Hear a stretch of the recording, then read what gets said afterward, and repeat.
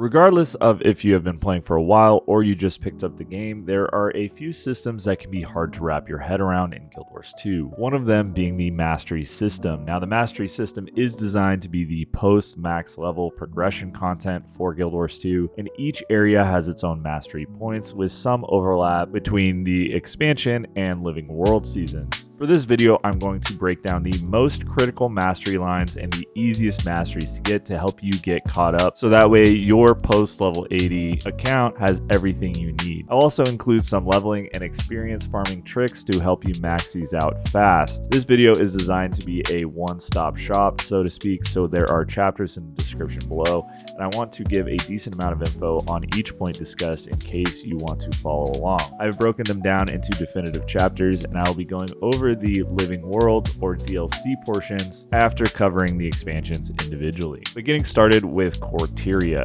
There are a few lines here that should be prioritized. The biggest quality of life is the Pact Commander line, requiring 19 mastery points, and the second is the Fractal Attunement Mastery, which gives you use of the Mistlock Singularities. This line requires 11 mastery points. So for Tyria, we are looking for a total of 30 masteries required for these two lines. The Legendary Crafting line can be overlooked for right now, because that one might require some of the harder to get masteries, and you don't really need to use legendary crafting unless you're going to craft Gen 1 legendaries. So for now, focus on the 30. This is going to give you the most bang for your time investment. You could get 8 from completing the personal story, and you get 1 for your first character to reach level 80, so we have 9 right there. You can get quite a few from open world bosses, which are run frequently through meta trains and are set on timers, so you can just follow when they occur. The easiest way to figure out when these metas are happening is typing /wiki.et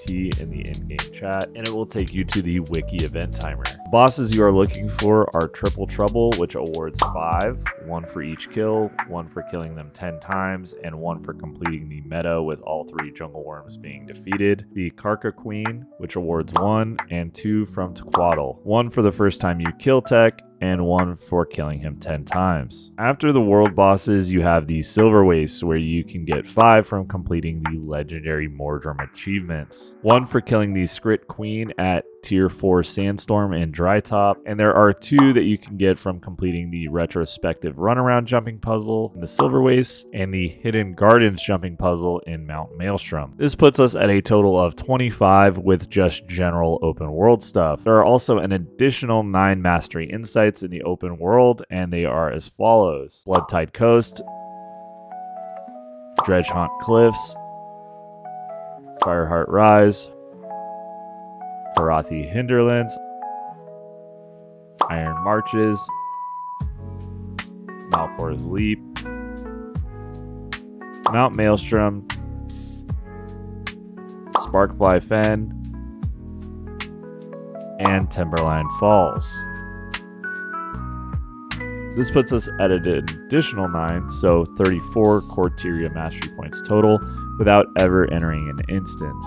If you want to complete the last mastery track that I recommended, completing the Fractal achievements, Living World Season 2 achievements, and some of these slower collection-oriented achievements like Dive Master is what I would recommend.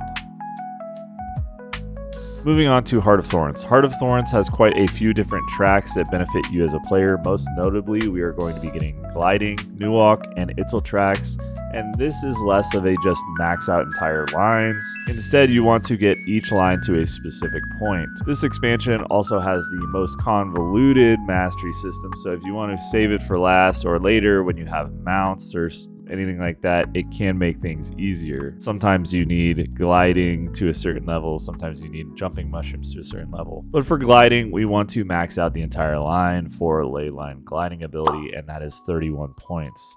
For the Itzel, you want to get the Itzel Poison Lore, which requires 11 points. For the Exalted line, you need Exalted Markings to be able to use Exalted Teleporters, most notably at the Balthazar Hero Point, and that's 1 point. This is also required for a story step, so you're going to have to get it either way. The Nuwalk line is kind of twofold. At bare minimum, you need Nuwalk Wallows, but you really should max the entire line for an easier time dealing with chalks, so 3 points minimum, and 31 points total for the entire line. That gives us a grand total of 72 points, which are needed, with the minimum being 40. 46. So let's go over how to get these. But before I do, I want to note that many of these will require other masteries to get them. So if you can't get every single one right away, that's normal. You will need to circle back. And since there's so many of them, I will kind of summarize, but they follow the same guidelines, right? So you have 15 from the story, you have 20 from open world strong boxes, and you have 22 from open world mastery insights. You can get 10 from completing easy adventures. You get 1 mastery point for getting silver on an adventure, and the second mastery point for getting gold on the adventure. Adventures will become a common theme later in the expansions, so let me tell you this: use Bliss HUD now with the pathing module to make things easier. This will basically ensure you can 100% get gold on these activities without too much trouble. The 5 easy adventures in Heart of Thorns are On Wings of Gold, Leyline Run, Drone Race, Flying Circus,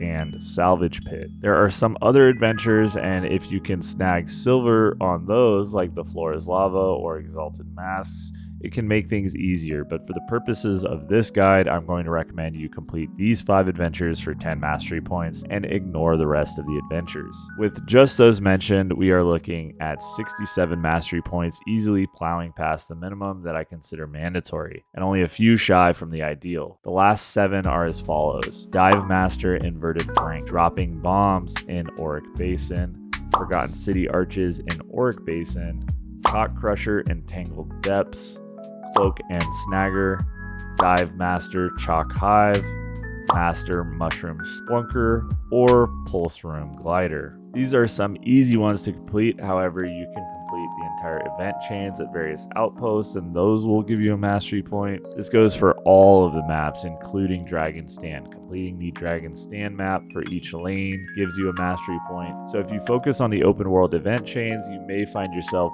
well over the 72 required for these lines without too much trouble.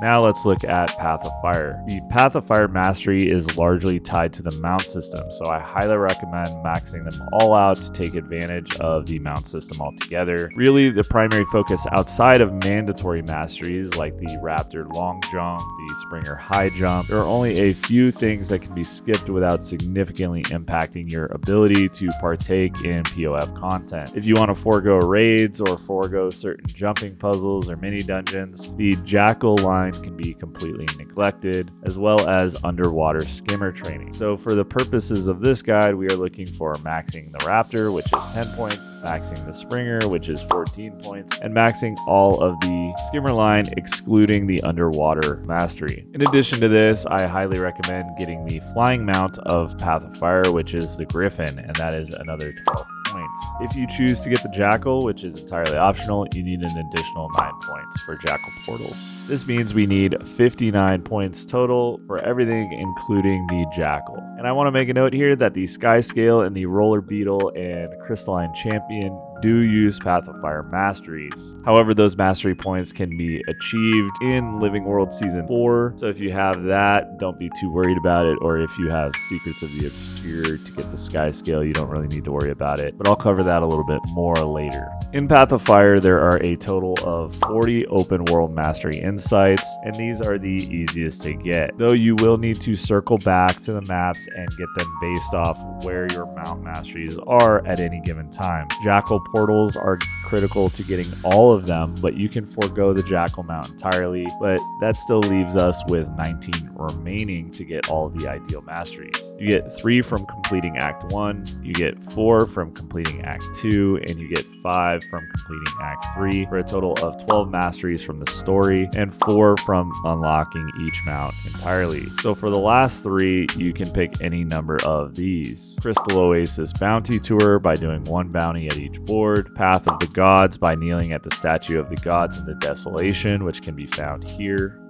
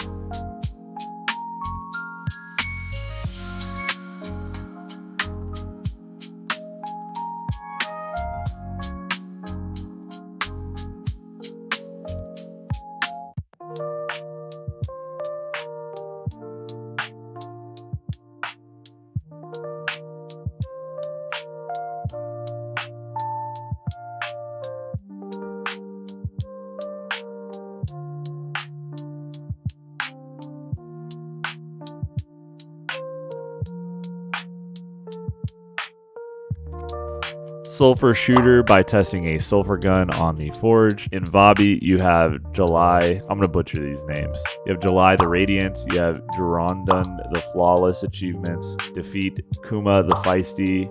Answer all of Yetifi the Lights questions. Defeat Yunam the Intrepid. Zadi the Fearless. And answer all of Zomai the Accomplished questions. Those are easy mastery points to get in Path of Fire from the achievements panel. And with that, you're done with Path of Fire. End of Dragons. In End of Dragons, the mastery lines are far from mandatory. In fact, moving forward, there are few mastery tracks that are significantly impactful outside of their specific expansions. However, the Jade Bot and Arborstone Revitalization are two critical lines that will benefit you throughout all of content, because Jade Bot will help you revive in the open world, and Arborstone gives you access to antique summoning stones, which are basically free money. Fishing and skiffs are also nice to have, but they're kind of niche, while the turtle is completely optional. For End of Dragons, I estimate requiring 35 mastery points minimum, with an additional 34 if you want the skiff and fishing masteries, meaning we need a total of 69 masteries. Nice. There are a total of 45 mastery insights across End of Dragons in the open world, and you get a total of 15 points from the story, which puts us at a nice even 60. You get 3 from completing the jumping puzzles associated with the expansions, Trails of the Tengu, Wind Through the Walls, and jumping training at the training ground. You get 4 from completing mount trials, and you get 2 from unlocking fishing and the skiff, respectively. That puts us at 69. There are plenty of other easy ones you can get and opt to complete the various strike missions associated with EOD, or doing event chains in Dragon's End for a ton of mastery points. For Secrets of the Obscure, this is the first of 2 mini X-Packs, and the main draw of this expansion are 3 things: legendary armor through the open world, the sky scale mount, and weapon mastery training, which, despite having mastery in the name, is not a mastery. So for this expansion, I'm going to recommend you complete flight training, which is 25 points, the Astral Ward mastery track, which is 27 points, and there are certain ones that are required, like Sieging Fireball, which is the first mastery in Nyos, and that's 2 points, as well as the first mastery in Heart of the Obscure, Rift Guidance, which is also 2 points. That means we have 56 points that we need to acquire, and there are a total of 32 mastery insights in the open world, 13 from completing the story, and that puts us at 45, meaning we need 11 more. There are 11 total in Amnitas from completing the Bastion quest lines. There are also plenty of free masteries from Adventures in Nyos, and you will get 1 free point from talking with Frode to unlock weapon mastery training, which you should do immediately after completing your first story step. There are 2 mastery points associated with the Cosmic Observatory and Temple of Phoebe strike missions, commonly known as Ceres and Dagda. These 2 fights are really easy on normal mode, and they make for easy mastery points. If you are just focusing on these recommended lines, you will likely have the mastery points you need before you even start to hurt for them. Moving on to Janthir Wilds. Now, in Janthir Wilds, there really isn't a whole lot that is required. This is one of the main criticisms of the expansion, so for Spear Mastery, you only need 2 points, and for the Warclaw mount, you need 20 points. Beyond that, if you are picking up this expansion, you will need 28 points for the homestead crafting, and if you are not interested in player housing, you only really need 22 points to get everything you need for your account. Though some progression is also tied behind the Mersat Mir Mastery, which is an additional 2 mastery points. If you're trying to catch up, I would say 24 points is the minimum. And there are a total of 34 mastery insights in Janthir, with a number of adventures that are easy to complete across the 4 maps, alongside adventures and other collections that are also easy to complete. You shouldn't really have a hard time in Janthir. Moving on to some of the Living World content, the Icebrood Saga. The primary masteries that you should focus on are the Essence Manipulation masteries, for a total of 24 mastery points. This is what makes the Icebrood Saga strike missions the most valuable. If you are not an instanced content person, then don't worry about these masteries.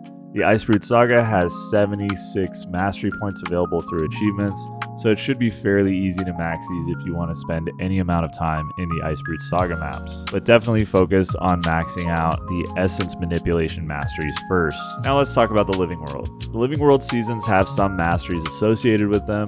Season 3 Mastery points can be used with Heart of Thorns, and Living World Season 4 can be used with Path of Fire. The only key tracks would be the Roller Beetle, which requires Path of Fire Mastery points, and I'd say this is a longer term endgame goal, and getting the other Masteries that I mentioned maxed out first is more of a priority if you are trying to catch up with all the endgame players. The Living World maps do have their own Mastery points, Mastery insights, and Masteries through collections and different achievements. So if you get that content, just take your time and figure out what you feel like unlocking. But outside of the Sky Scale or the Roller Beetle, there really isn't too much to get that is super impactful. The current maximum on Masteries is 63 points, and there are quite a few additional points in each expansion. However, your personal maximum will depend on what you have unlocked for your account. I personally found that Blish HUD and the Pathing module is an excellent tool for completing both the different adventures, but also finding Mastery points that you may not have found with just general exploration. For some tips on